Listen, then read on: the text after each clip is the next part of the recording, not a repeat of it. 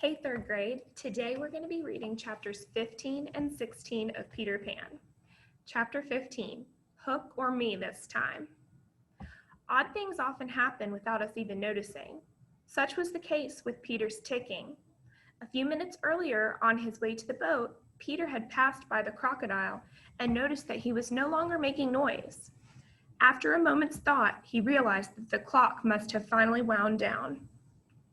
Peter knew that the beasts on the island feared the crocodile and avoided the ticking sound. Without even thinking about it, he began to imitate the ticking so he could pass through the forest unbothered. The crocodile heard this, and perhaps because he missed the sound, he began to follow Peter. As Peter swam, newly ticking, to the boat, he had one thought about the upcoming battle. Hook or me this time. Only one of them would walk away alive, he vowed.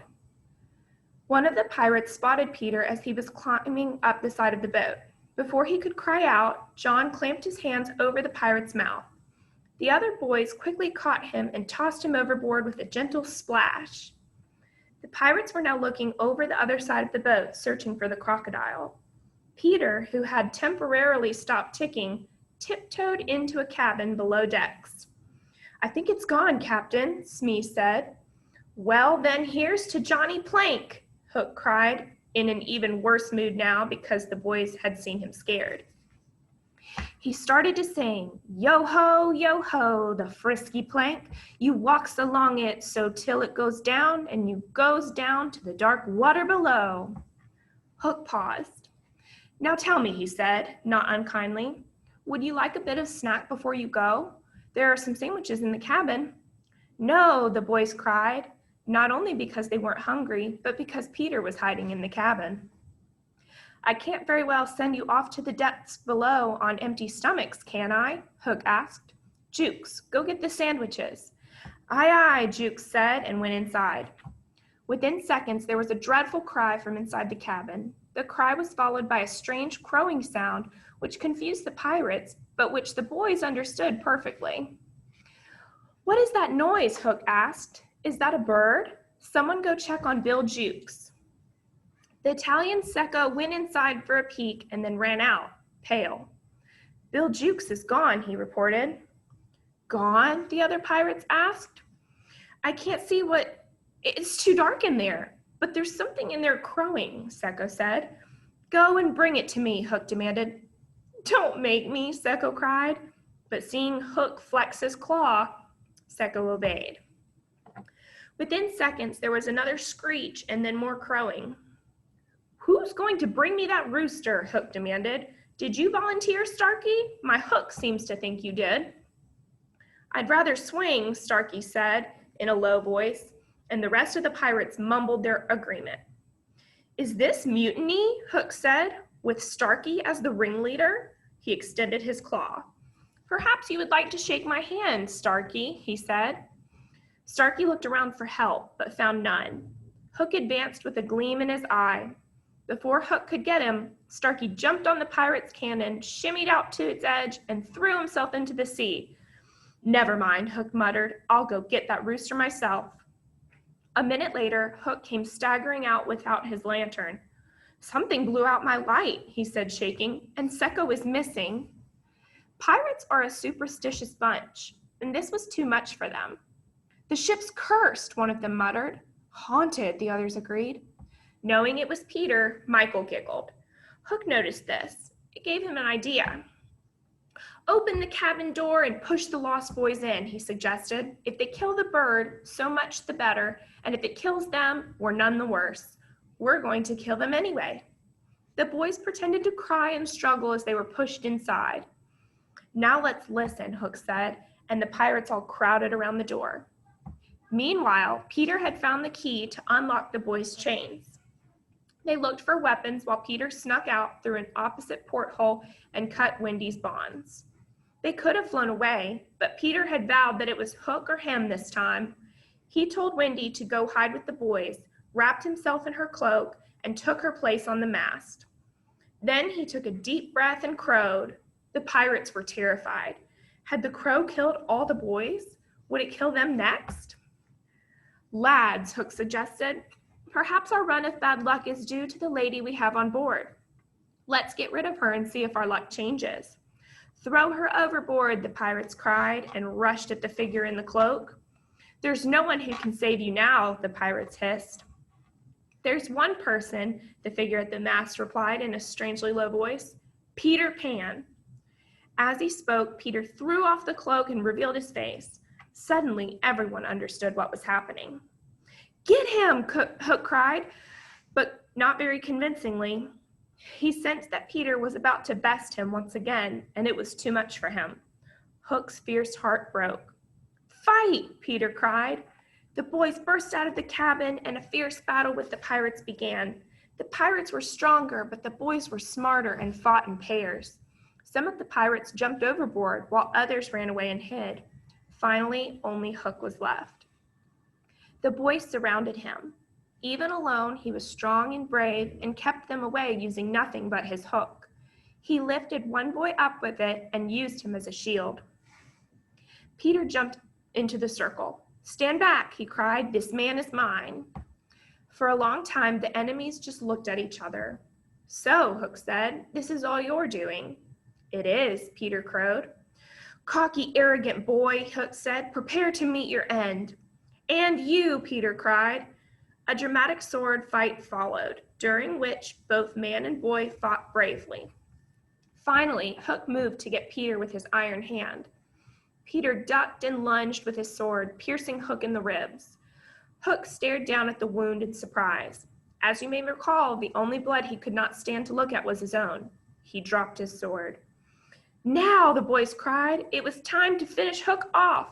They lunged forward, but Peter put up his hand, stopping them. Pick up your sword, he told Hook, who obeyed.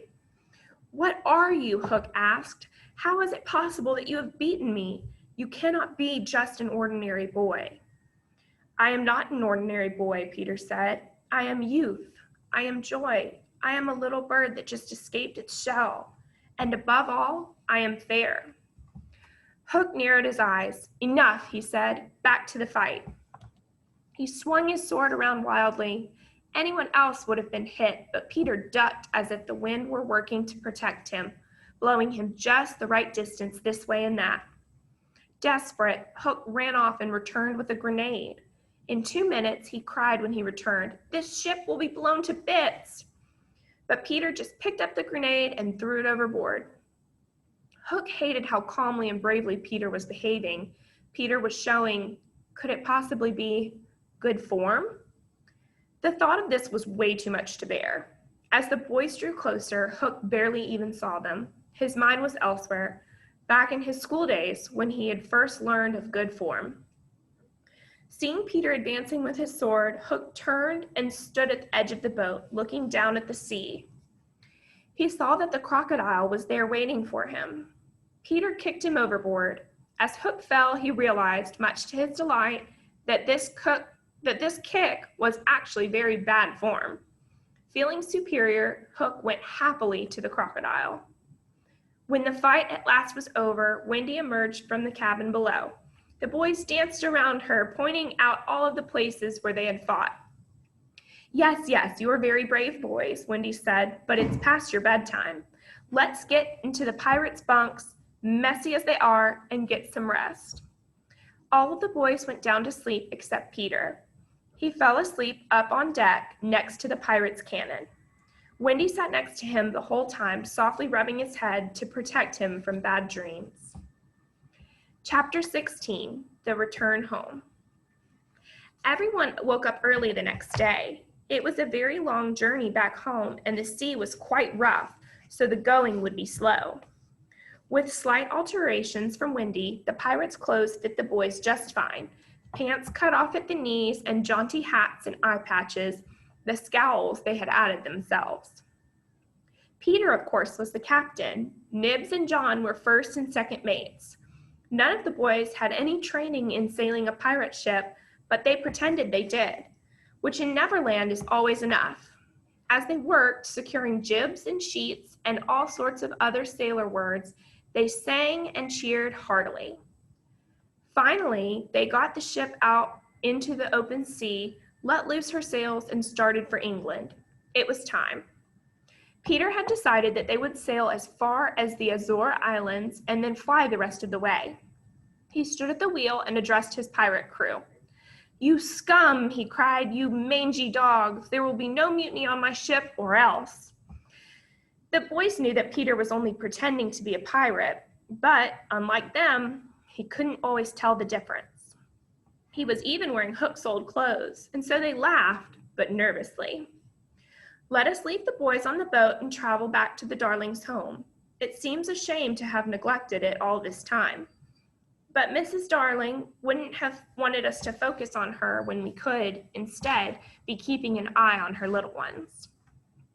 It would serve those naughty children right if their beds were not made and their room was all dusty and their parents weren't even home, having forgotten all about them.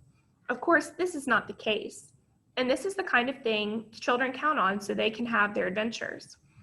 The only difference from when they left is that Nana is no longer chained. Mr. Darling could admit he was wrong. The second the children had flown back, he had invited Nana back into the house where she had stayed. Then, however, he had done a most unusual thing. He had gone down on all fours and crawled into Nana's kennel himself. Mrs. Darling had begged him to come out, but he had said, "Not until the children come back." Every morning, the kennel was carried with Mr. Darling in it to the office and then back again at night. "This is my punishment, and it is proper," he thought. Given how much he cared what other people thought of him, it was a hard punishment indeed. People laughed and pointed, peering inside, and he became known as Darling in the Kennel. The true beauty of his sacrifice, however, soon shone through. When the public learned why he had confined himself to Nana's kennel, they began to follow him, not to laugh, but to praise. Girls asked for his autograph. Society types invited him to dinner, in his kennel and black tie, of course. "Kennel," one headline in the papers read, "the new good form." It was what he had always wanted, and yet Mr. Darling could not enjoy his new status in the community. Mrs. Darling was sad as well. When she managed to fall asleep, usually in her chair by the fire, she would dream of her children. This night was no different. Tonight, however, let us whisper in her ear that the children are on their way home. But perhaps we should not, because she has wakened with a start, calling out their names. There is a chill in the air, but the Darlings would never dare close the window. It must always stay open for the children. Little do they know that at this moment, there is someone at that window. It is Peter. He has flown ahead with Tinker Bell. "Open," Peter muttered bitterly upon seeing the window. "I knew it would be." Peter came up with one final plan. He would fly in quietly so as not to wake Mr. Darling in his kennel, lock the window, and then sneak out through the front door. That way, when Wendy and the boys arrived, they would think their parents had forgotten about them and they would have to come back to Neverland. "Oh, this is a brilliant idea," he thought. He didn't care about Wendy or her mother's feelings, only about what he wanted. Children can be selfish that way. On his way back out of the house, however, Peter passed Mrs. Darling sleeping by the fire. Seeing the dried tears on her puffy face, he felt guilty for the first time. "I need her too," he wanted to shout. "We can't both have her." He jumped and sang and made funny faces, but as hard as he tried, he couldn't get poor Mrs. Darling's tears out of his head. Maybe he was growing up a bit after all. The thought enraged him. "Oh, fine," he huffed. "Come on, Tink." They unbarred the window and flew away. Moments later, the children found the house and the open window. They landed softly on their old bedroom floor. Michael didn't even recognize the place. "This looks familiar," he said. "Of course, silly, it's our room," said John. "There's Nana's kennel," Wendy cried, and they all rushed to look outside. But in place of Nana, they saw a man. "It's Father," Wendy said. "Let me see a father," Michael begged. He didn't remember his father. "Humph," he said, a little disappointed. The pirates were bigger. It is a good thing Mr. Darling was asleep and didn't hear his son, for it would have broken his heart. "Did he always sleep in the kennel?" John asked, confused. Suddenly, Wendy couldn't remember either. Just then, they heard the piano downstairs. Mother, Wendy gasped. Aren't you our mother? Michael asked. Oh dear, Wendy said.